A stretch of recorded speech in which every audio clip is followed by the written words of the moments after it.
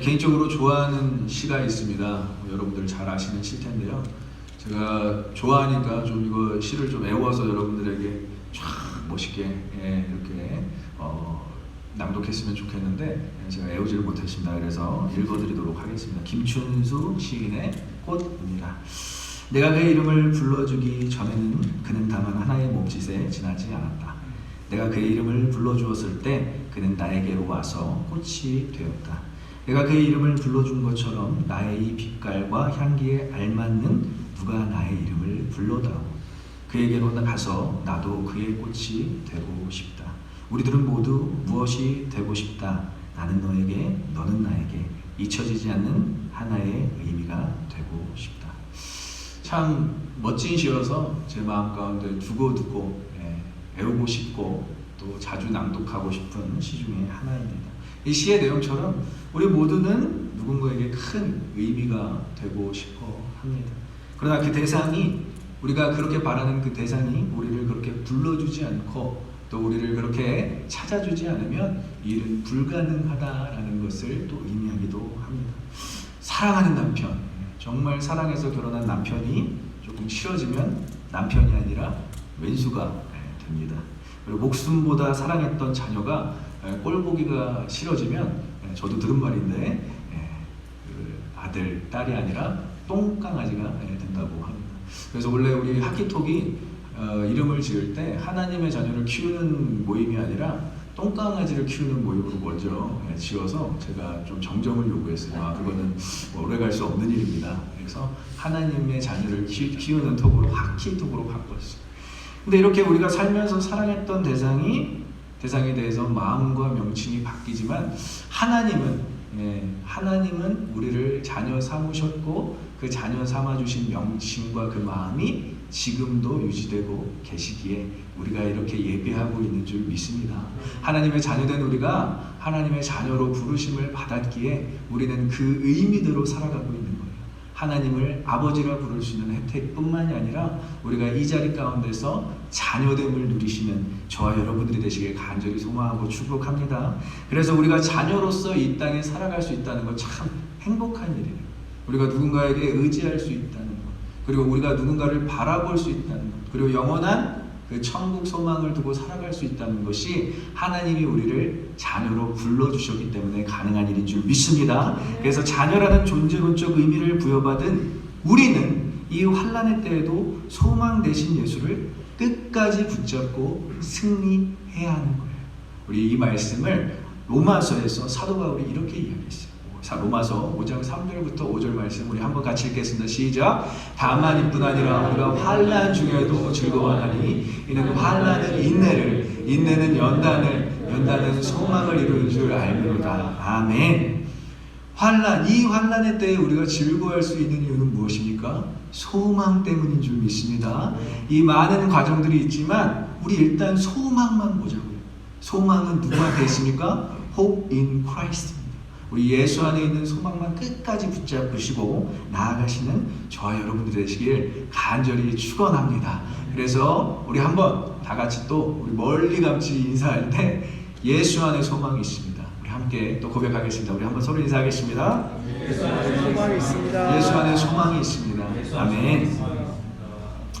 자, 오늘 본문은 예수님께서 이제 십자가 사명을 이루시기 위해서 십자가 도상에 서서 돌아가시기 위해서 예루살렘 마을에 제자들과 함께 입성하시는 장면입니다.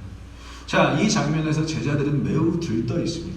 우리가 예상컨대 이제 예수님과 제자들이 이 시골 마을 갈릴리 지역에서 사역을 잘 하시다가 그리고 또 이방 땅에도 한 번씩 찾아가서 열심히 사역을 하시다가 이제 대도시 예루살렘에 들어가는 장면이기 때문에 이 제자들은 흥분을 감출 수 없었다는 것이죠.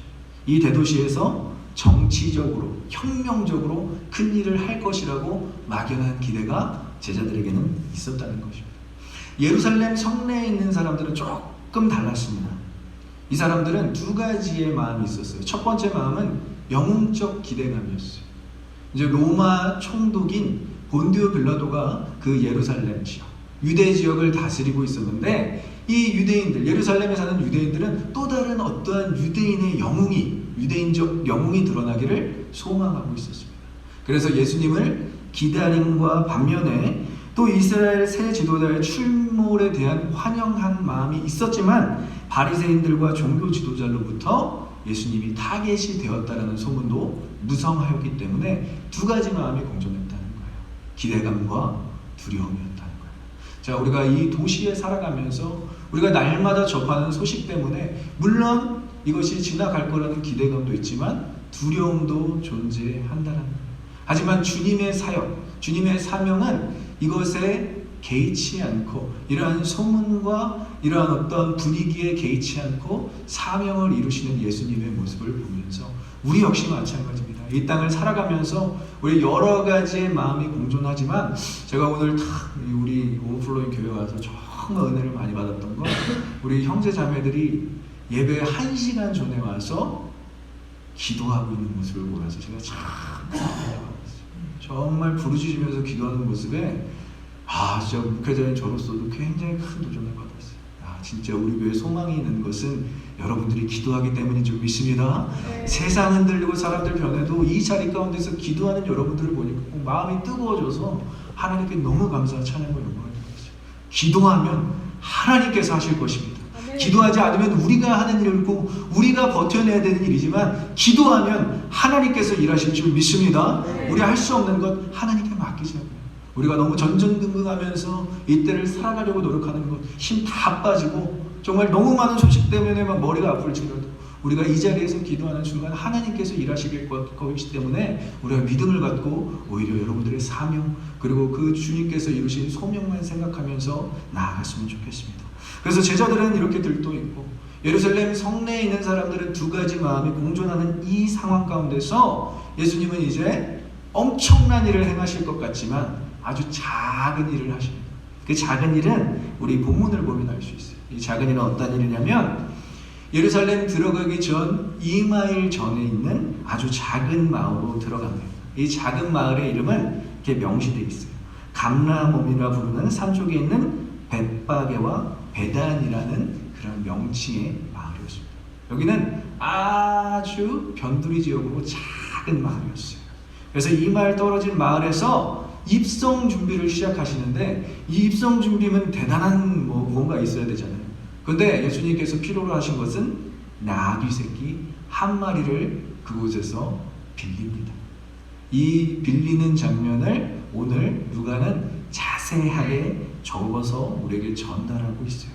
이 누가의 의도를 우리가 이렇게 본문을 볼 때 파악할 수 있는데 오늘 누가가 전달하고 싶은 것은 예수님께서 이 나귀를 빌리는 그 장면 가운데서 주님의 소유권을 나타내고 계신다는 것입니다. 제자들을 둘을 보내면서 이제 나귀 새끼 한 마리를 저 마을에서 빌려와라 하는데 제자들이 이제 물어봐요. 예수님, 어떻게 저 나귀 새끼를 빌릴 수 있을까요? 우리의 소유도 아닌데. 이 소유권에 대해서 질문하니까 예수님은 딱 한마디로 이야기하십니다.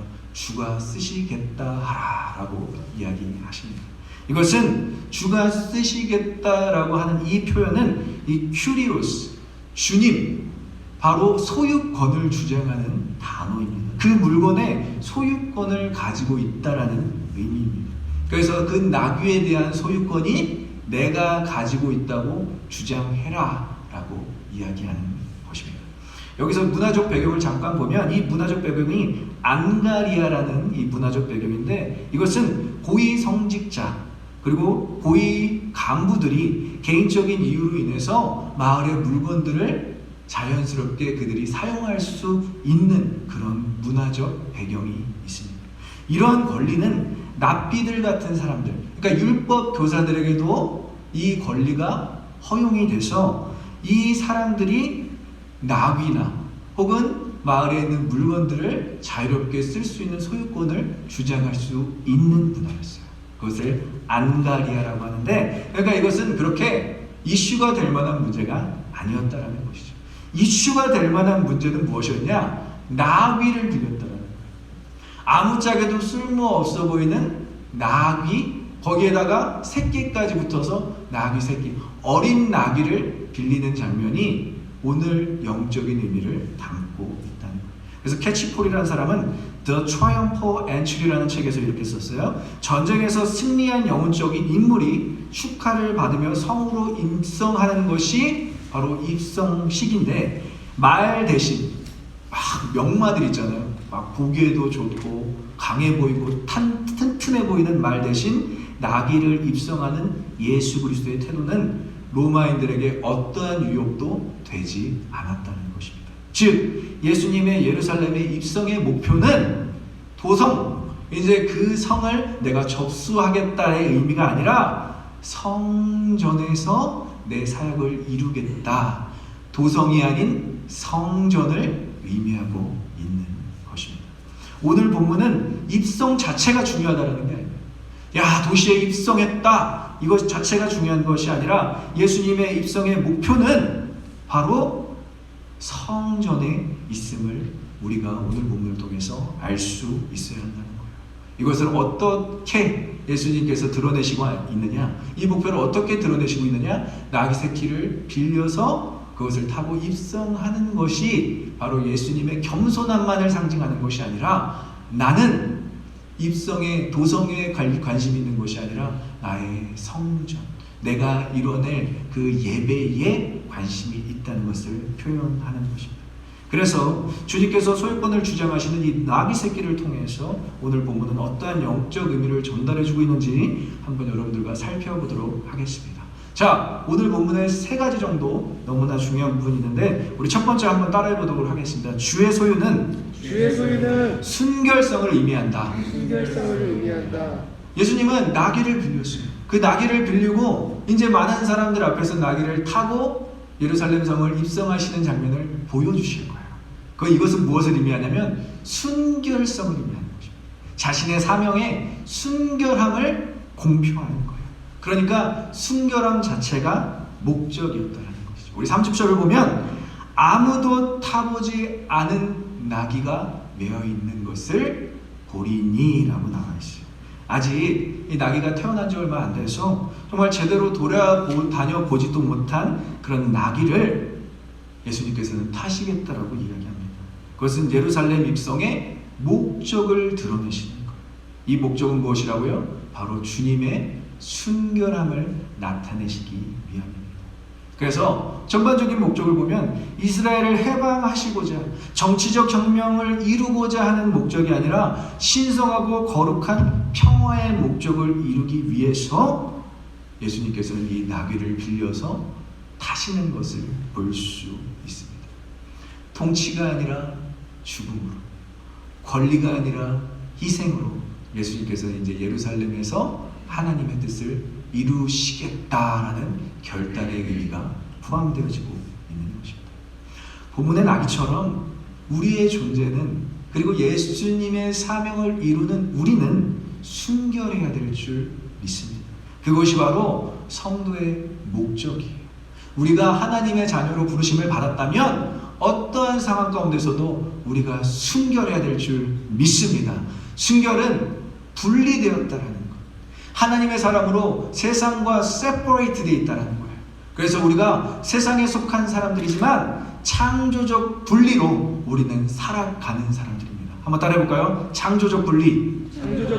우리는 창조함을 받았고 이 땅에서 심겨져서 세상을 살아가고 있지만 우리의 사명은 창조적 분리를 이루어내는 그러한 순결함을 이루어야 된다는 거예요.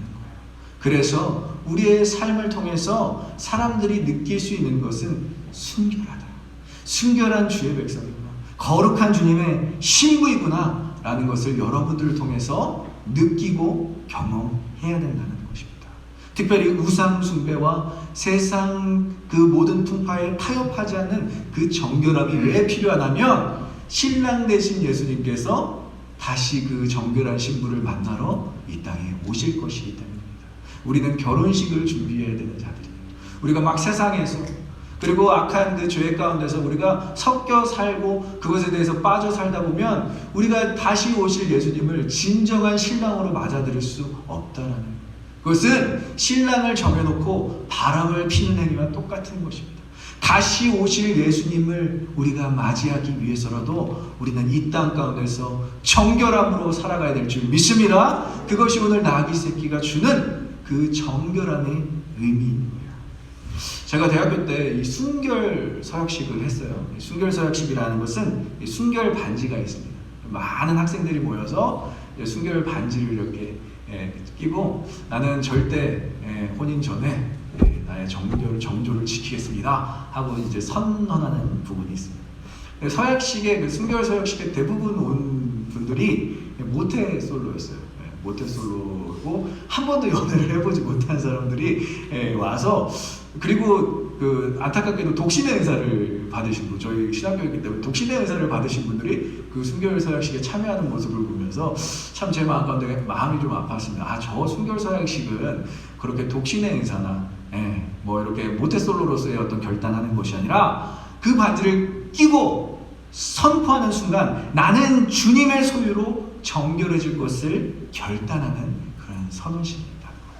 여러분들도 마찬가지예요. 예배는 우리가 물론 기쁨과 즐거움과 행복도 있지만 결단이 필요한데, 그 결단은 무엇이냐? 주님의 신부로만 정결하게 살겠습니다 라고 결단해야 될 줄 믿습니다. 이 땅에서 변질되지 아니하고 주님 다시 오실 때까지 나의 정결함을 신부로서 유지하겠습니다. 그것이 우리의 순결 서약식일 줄 믿습니다. 그래서 예배는 여러분들이 다시 순결해지는 과정이에요.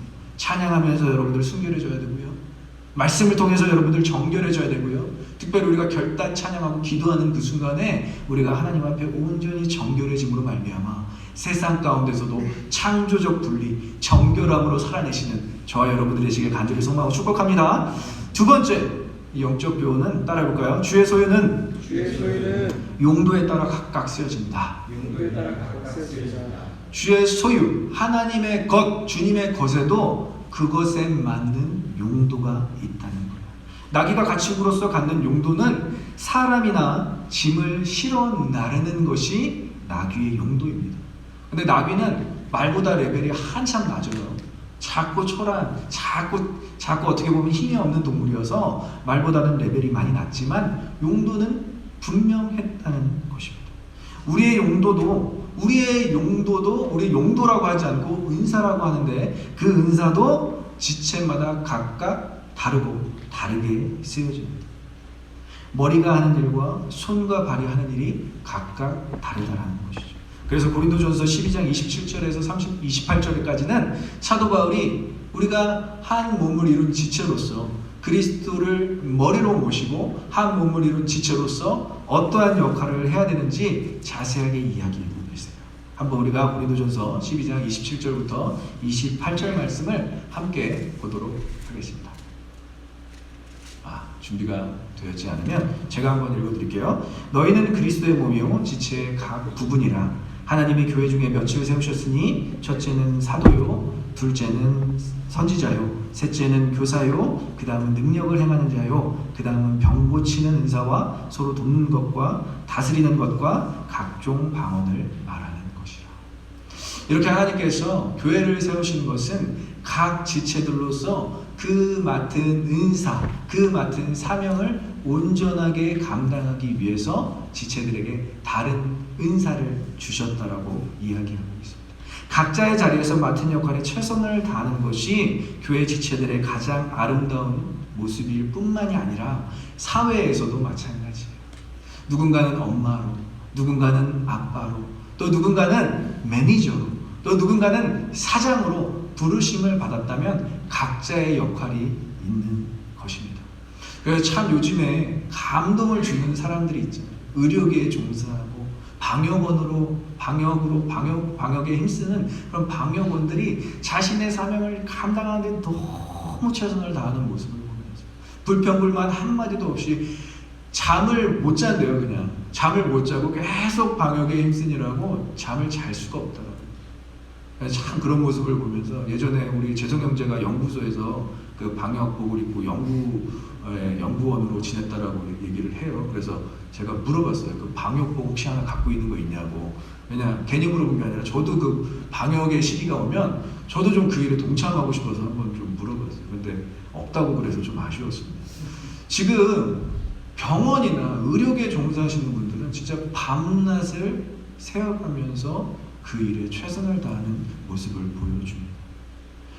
국가 비상사태를 트럼프가 탁 선포하자마자 많은 국민이 어떠한 역할을 했죠?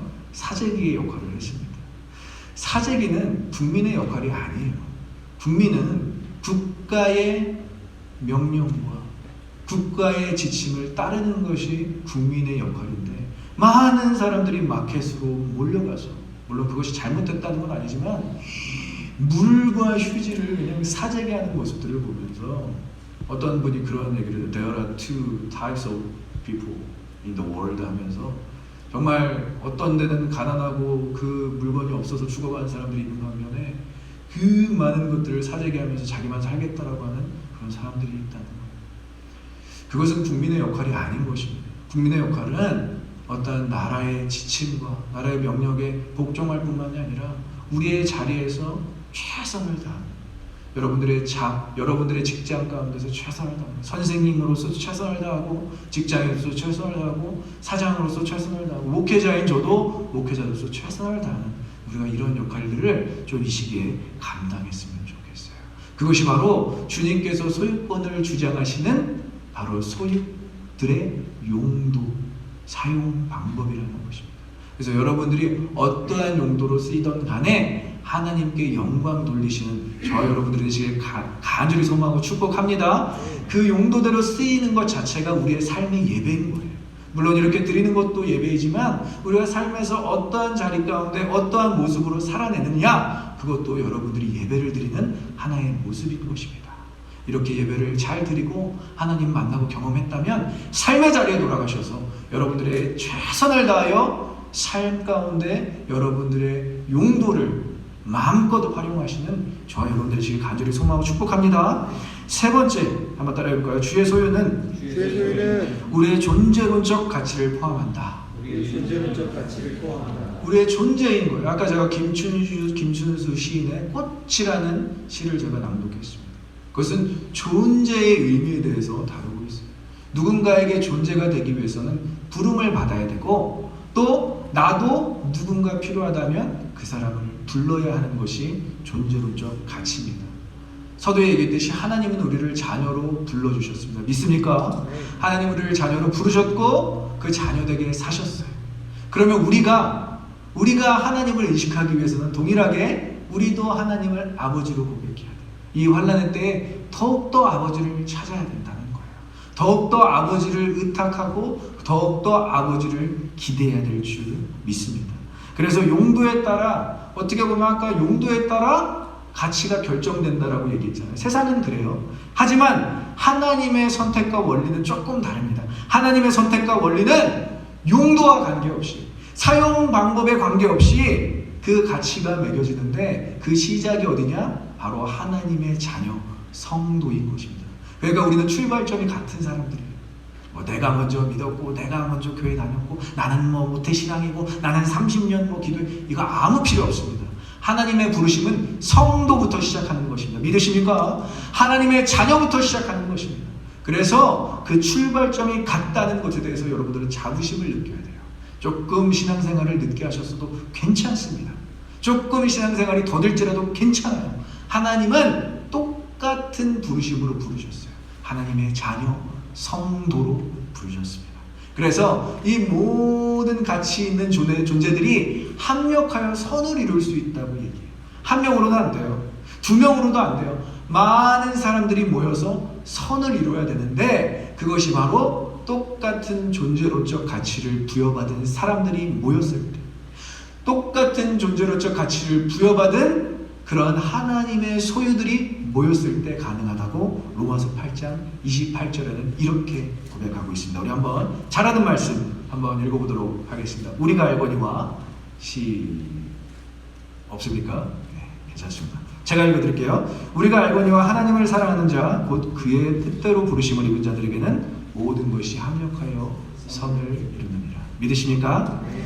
우리가 알거니와 하나님을 사랑하는 자뿐만이 아니라 뭐라고 얘기했죠? 하나님의 뜻대로 부르심을 받은 자들인 거예요. 우리는 하나님의 뜻대로 부르심을 받은 성도인 줄 믿습니다. 그래서 나귀의 존재가 그 용도뿐만이 아니라 가치와 목적까지 주인에게 인정받고 쓰여지는 거예요. 하나님은 우리의 존재 자체를 인정하십니다. 먼저 나의 사랑하는 딸아, 나의 사랑하는 아들아, 나의 사랑하는 하영아, 선아나, 한준아, 지수야. 앞자리만 불러서 죄송합니다. 좀 많이 왔기 때문에 이렇게 서로의 이름을 하나님이 각 개인의 이름을 불러주면서 그 부르심대로 자녀 삼아 주신 것이 우리의 존재의 이유인 거예요. 존재의 의미인 거예요. 그리고 그 존재함뿐만이 아니라 존재론적 가치를 가지고 존재에 맞게 쓰임도 받아야 되고요. 그리고 존재에 맞게 예수님의 목적도 이루어야 하는 것입니다. 그래서 하나님은 우리의 존재 자체를 인정하시며 사용하기를 원하시는 분이신 줄 믿습니다. 그래서 각자의 자리에 심어 놓으신 것이 여러분들은 그 자리를 지키는 것이 거룩이에요. 제가 계속 얘기하잖아요. 코스모스, 하나님의 거룩은 특별히 우리가 막 뭔가를 드러내는 게 거룩이 아니라 물론 경건의 모양은 있죠. 경건에 힘써야죠. 디모데서에서 이야기하듯이. 그렇지만 하나님께서 심어 놓으신 자리, 그 자리를 지키는, 여러분들이 예배의 자리를 지키고요, 찬양팀은 찬양팀의 자리를 지키고요, 그리고 섬기는 사람들은 섬기는 자리를 지키는 것 자체가 코스모스, 하나님의 질서, 거룩을 유지하는, 거룩을 우리가 행하는 일인 것입니다. 그래서 오늘 표현 31절과 34절에 쓰여있는 이 주가 쓰시겠다라고 하는 표현은 원어로는 조금 틀려요. 영어 ESV에도 표현이 조금 틀립니다. 그것의 필요를 소유하고 있다는 것이 더 원어적 해석입니다. 하나님은 여러분들을 그냥 내 자녀야 라고 소유하신 게 아니라 여러분들의 필요를 소유하고 계세요. 여러분들의 사용법을 소유하고 계세요. 여러분들이 어떻게 쓰임 받을 것까지도 하나님의 소유인 것입니다. 왜 하나님이 여러분들을 부르셨을까요? 단순히 여러분들이 이 땅에 살면서 세퍼레이트 시키려고, 세상과 단절시키려고 부르신 것이 아니라 이 세상 가운데 여러분들을 적절하게 쓰시기 위해서 여러분들을 부르신 줄 믿습니다. 그래서 이 표현은 두 가지 영적 의미가 또 있어요. 뭐냐? 누가 쓰느냐에 따라 용도가 완전히 달라지는 것입니다. 하나님이 우리를 쓰시기 때문에 우리는 거룩하게 될 줄 믿습니다. 하나님이 우리를 사용하시지 않는다면 우리는 그냥 세상의 존재인데, 하나님이 우리를 쓰시니까 우리는 하나님의 거룩한 존재가 되는 거예요. 그 용도가 어떻게 쓰여지든 간에, 여러분들 제가 어제 뉴스, SBS 뉴스인가요? 어떤 장애인 20대 장애인이 경찰서에다가 무슨 봉지를 그냥 이렇게 딱 던져놓고 막 도망갔어요. 그 파출소 그 대문 앞에. 그래서 너무 놀라서 경찰관이 후다닥 뛰어나와서 그 CCTV로 그걸 확인하고 봉지 안을 열었는데, 봉지 안에 마스크와 각종 의료 도구들이 안에 있는 거예요. 장애인이 편지를 썼어요. 자기는 돈 많은 사람들만 기부하는 줄 알았는데 자기도 이렇게 모여진 거를 누군가한테 줄 수 있다는 것, 기부할 수 있다는 것에 행복하고 감사하다.